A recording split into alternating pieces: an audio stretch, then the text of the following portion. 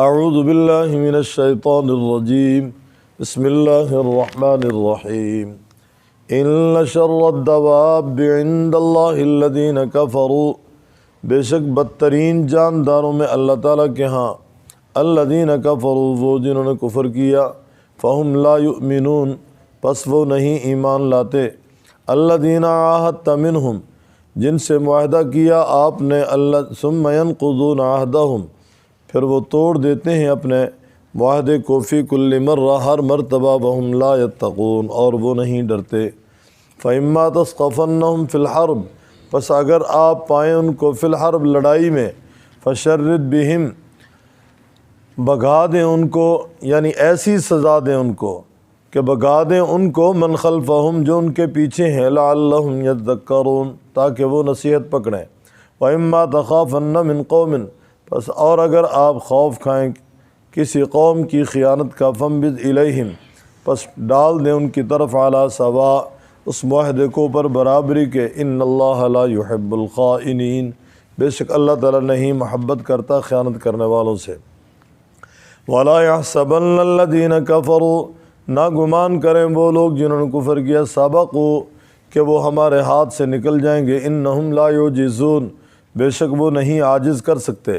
وَأَعِدُّوا لَهُمْ، اور تیاری کرو واسطے ان کے، مَسْتَطَعْتُمْ، جو تم کر سکتے ہو، من قوت، طاقت سے، ومن رباط الخیل، اور گھوڑوں کے باندھنے سے، ترہبون بہ عدو اللہ، ڈراتے ہو تم اس سے اللہ تعالیٰ کے دشمنوں کو، وعدوکم، اور اپنے دشمنوں کو، وآخرین منہم، اور اوروں کو جو ان کے سوا ہیں، لا تعلمونہم، نہیں تم جانتے ان کو، اللہ یعلمہم، اللہ تعالیٰ جانتا ہے ان کو، وما تنفقوا من شیء، جو بھی تم خرچ کرتے ہو، من شیء، کچھ، فی سبیل اللہ، اللہ تعالیٰ کی راہ میں، یوفی الیکم، پورا دیا جائے گا تمہیں، وانتم لا تظلمون، اور تم پر ظلم نہیں کیا جائے گا۔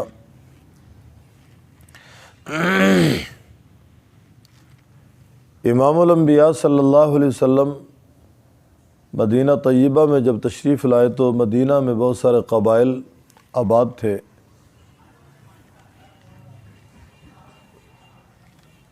گویا مشرکین بھی تھے، یہود اور نصارہ بھی تھے۔ یہود کے 3 قبیلے تھے، بنو قینقاع، بنو نذیر، بنو قریظہ۔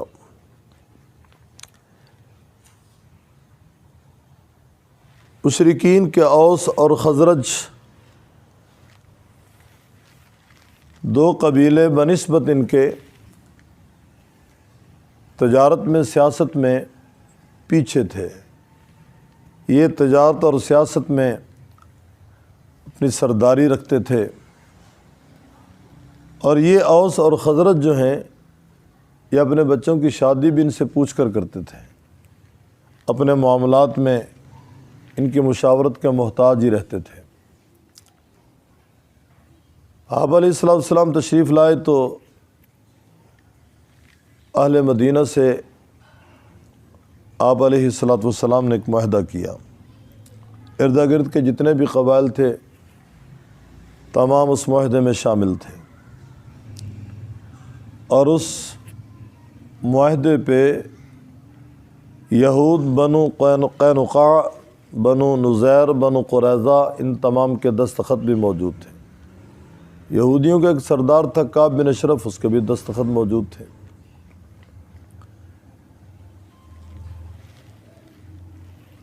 مدینہ طیبہ کے جتنے بھی لوگ ہیں اپنے اپنے مذہب پہ گویا کہ قائم رہ کر اپنا کام کریں گے، اور باہر سے اگر کوئی مدینہ شہر پہ حملہ آور ہوگا تو اس کا مقابلہ کریں گے۔ یہود کا یہ جو قبیلہ تھا نا، بنو قریظہ، یہ بدعہد تھے، معاہدے میں بھی شامل تھے، ادھر مشرکین کے ساتھ بھی ان کی ساز باز تھی، اور جب ان کو کہا جاتا یہ کیا کرتے ہو، وہ کہتے ہیں ہم بھول گئے۔ اس پہلی آیت میں اللہ تبارک و تعالی نے ان لوگوں کا تذکرہ کیا کہ زمین کی پشت پہ جتنے بھی چلنے والے ہیں ان تمام چلنے والوں میں یہ بدترین لوگ ہیں۔ دواب دابتن کی جمع ہے، گویا چلنے والے جانور۔ انسان بھی چلتا ہے، لغوی اعتبار سے انسان کو بھی جانور کہا جا سکتا ہے۔ اصطلاح میں انسان کی عزت، اس کی شرافت، اس کی کرامت کو سامنے رکھتے ہوئے اس کو انسان کہا جاتا ہے۔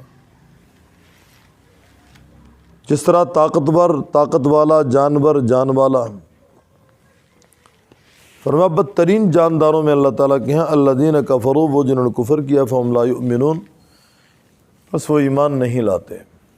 الذین عاہدت منہم، وہ لوگ جن سے آپ نے معاہدہ کیا، ثم ینقضون، پھر توڑ دیتے ہیں، عہدہم، اپنے عہد کو، فی کل مرہ، ہر مرتبہ، وہم لا یتقون، اور وہ عہد شکنی سے نہیں ڈرتے، برابر عہد شکنی کر رہے ہیں۔ رب تعالیٰ فرماتے ہیں ان کا جرم اتنا بڑا ہے، فَإِمَّا تَثْقَفَنَّهُمْ، اگر موقع مل جائے، لڑائی کی نوبت آ جائے، میدان جہاد گرم ہو، فَشَرِّدْ بِهِمْ، ایسی سزا دیں ان کو کہ ان کی سزا کی وجہ سے جو ان کے بعد آنے والے ہیں وہ بھاگ جائیں۔ فَشَرِّدْ بِهِمْ، بھگا دیں ان کو جو ان کے بعد آنے والے ہیں، یعنی ایسی کڑی سزا دیں ان کو کہ بعد والے سبق لیں اور ان کے قریب نہ آئیں، خوف زدہ ہو کر پیچھے بھاگیں، لعلہم یذکرون، تاکہ وہ نصیحت پکڑیں۔ وَإِمَّا تَخَافَنَّ مِن قَوْمٍ خِیَانَةً، اور اگر آپ خوف کھائیں کسی قوم سے خیانت کا، فَانبِذْ إِلَیْہِمْ عَلیٰ سَوَاءٍ، عہد شکنی کر رہے ہیں، معاہدہ توڑ رہے ہیں، تو آپ بھی برابری پہ اس معاہدے کو ان کی طرف ڈال دیں۔ ان اللہ لا يحب الخائنین، بے شک اللہ تعالیٰ نہیں محبت کرتا خیانت کرنے والوں سے۔ خائنین اللہ کے محبوب نہیں ہو سکتے، خیانت کرنے والے اللہ تبارک و تعالیٰ کی محبت کا گویا کہ مرکز نہیں بن سکتے۔ اللہ تبارک و تعالیٰ ایسے لوگوں سے محبت کرتے ہیں جو وفا کرنے والے ہیں۔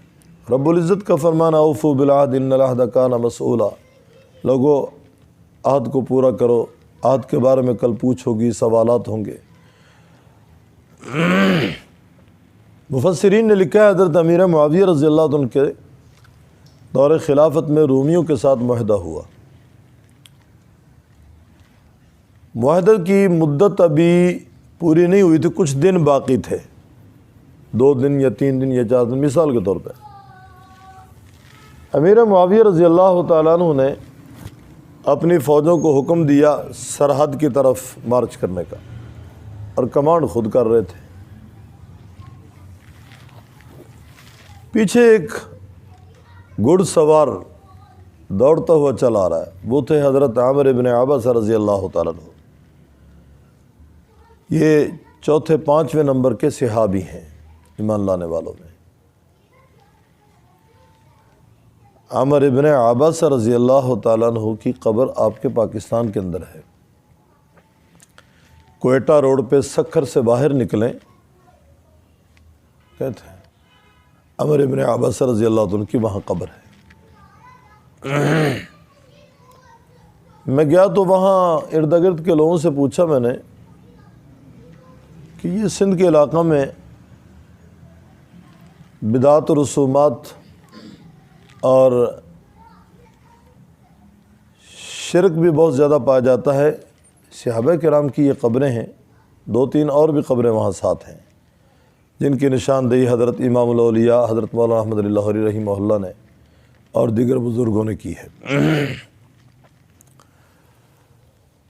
تو مجھے ایک آدمی نے کہا کہ ہم نے اپنے بڑوں سے سنا ہے یہ جو قبر ہے حضرت عامر ابن عباسہ رضی اللہ تعالیٰ عنہ کی، اس قبر پہ ایک شیر پہرا دیتا تھا۔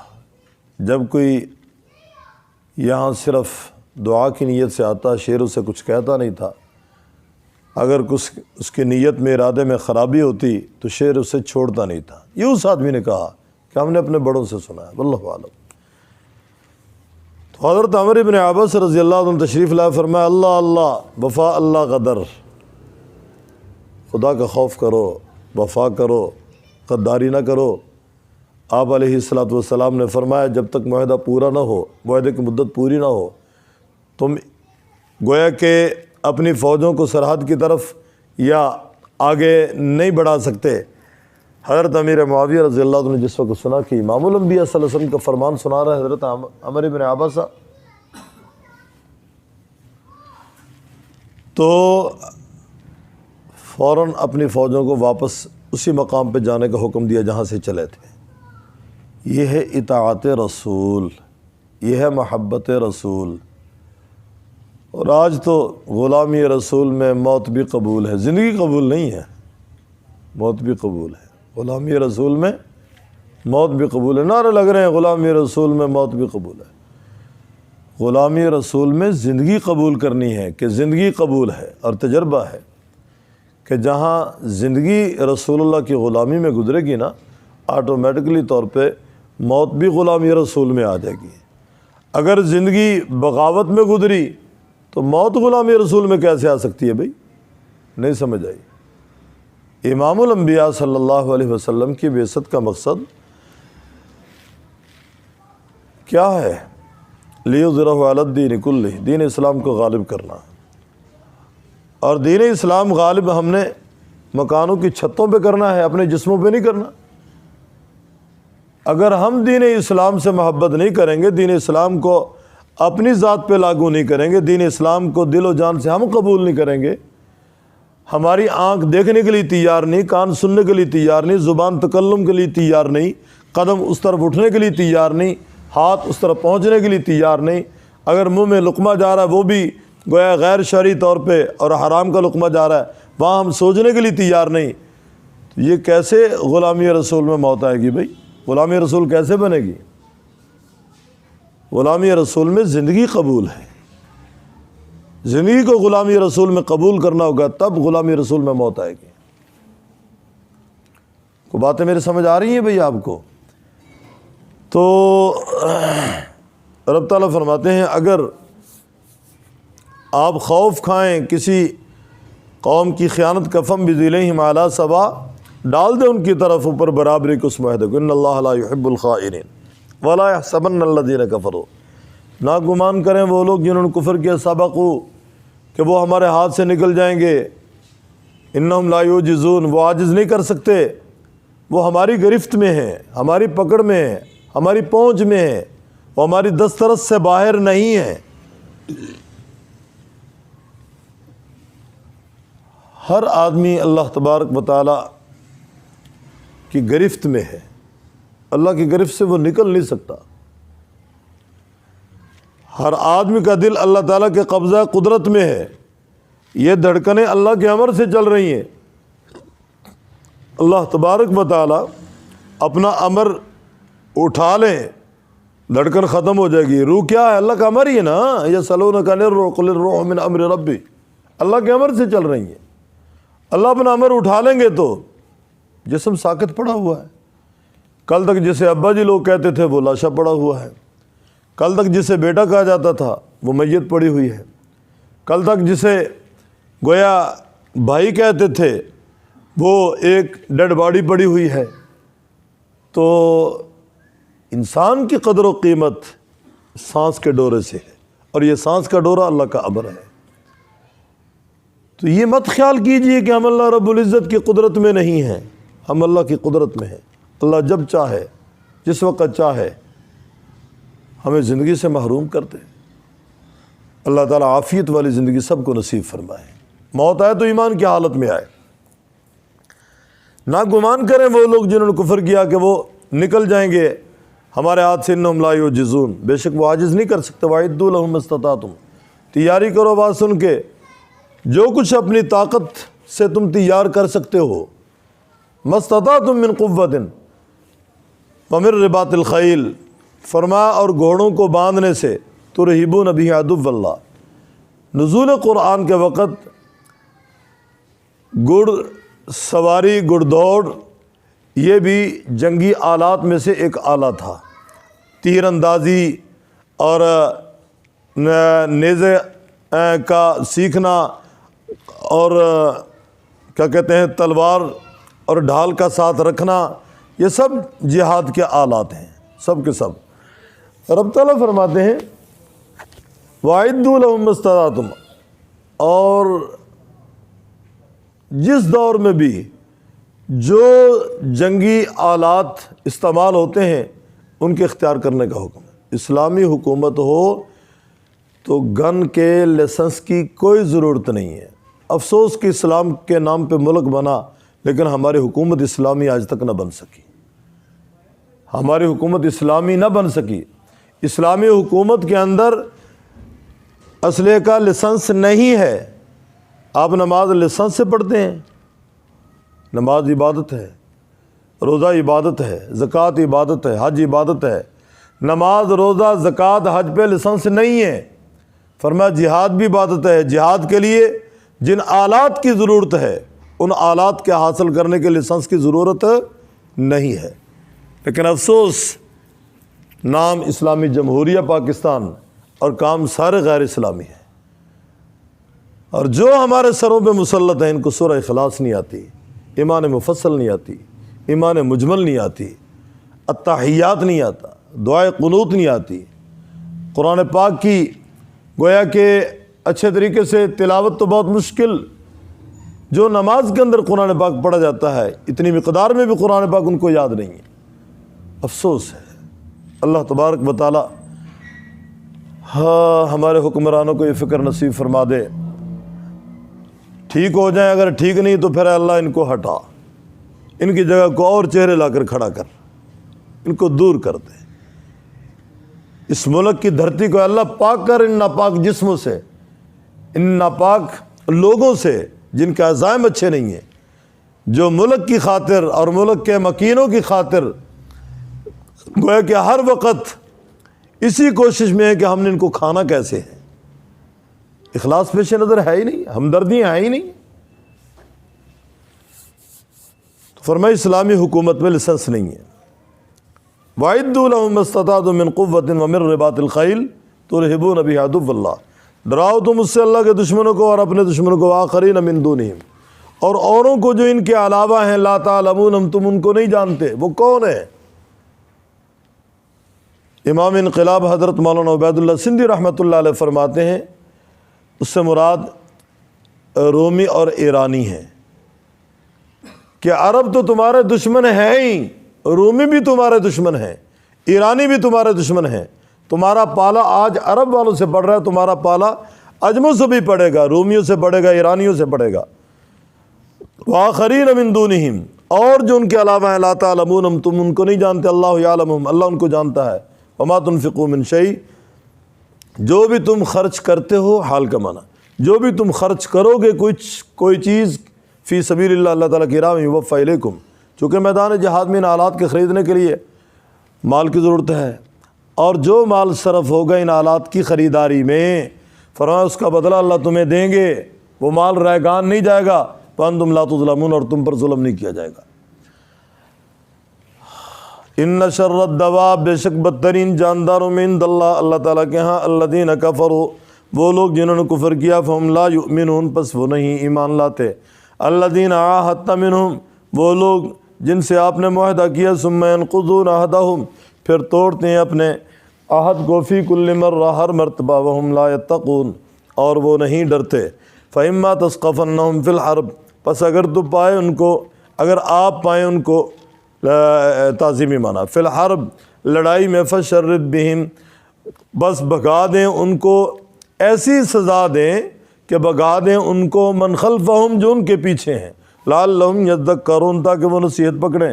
وَإِمَّا تَخَافَنَّ مِن قَوْمٍ خِیَانَةً، اور اگر خوف کھائیں آپ کسی قوم سے خیانت کا، فَانبِذْ إِلَیْہِمْ عَلیٰ سَوَاءٍ، پس پھینک دے طرف ان کے اوپر برابری کے، اس معاہدے کو، إِنَّ اللَّهَ لَا يُحِبُّ الْخَائِنِينَ، بے شک اللہ تعالیٰ نہیں محبت کرتا خیانت کرنے والوں سے۔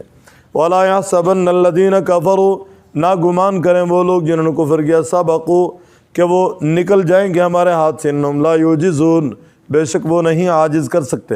وَأَعِدُّوا لَهُم مَّا اسْتَطَعْتُمْ، تیاری کرو بس ان کے جو تم کر سکتے ہو، من قوتٍ، اپنی طاقت سے، ومن رباط الخیل، اور گھوڑوں کے باندھنے سے، ترہبون بہ عدو اللہ، ڈراتے ہو تم اس سے اللہ کے دشمنوں کو، وعدوکم، اور اپنے دشمنوں کو، وآخرین من دونہم، اور اوروں کو جو ان کے سوا ہیں، لا تعلمونہم تم نہیں جانتے ان کو، اللہ یعلمہم اللہ تعالیٰ جانتا ان کو، وما تنفقوا من شیء جو بھی تم خرچ کرتے ہو کوئی چیز، فی سبیل اللہ اللہ تعالیٰ کی راہ میں، یوفی الیکم پورا دیا جائے گا تمہیں، وانتم لا تظلمون اور تم پر ظلم نہیں کیا جائے گا۔ اگر استقبال کا معنی کریں تو معنی ہوگا وما تنفقوا جو بھی تم خرچ کرو گے، من شیء کوئی چیز، فی سبیل اللہ اللہ تعالیٰ کی راہ میں، یوفی الیکم پورا دیا جائے گا تمہیں اس کا بدلہ، وانتم لا تظلمون اور تم پر ظلم نہیں کیا جائے گا۔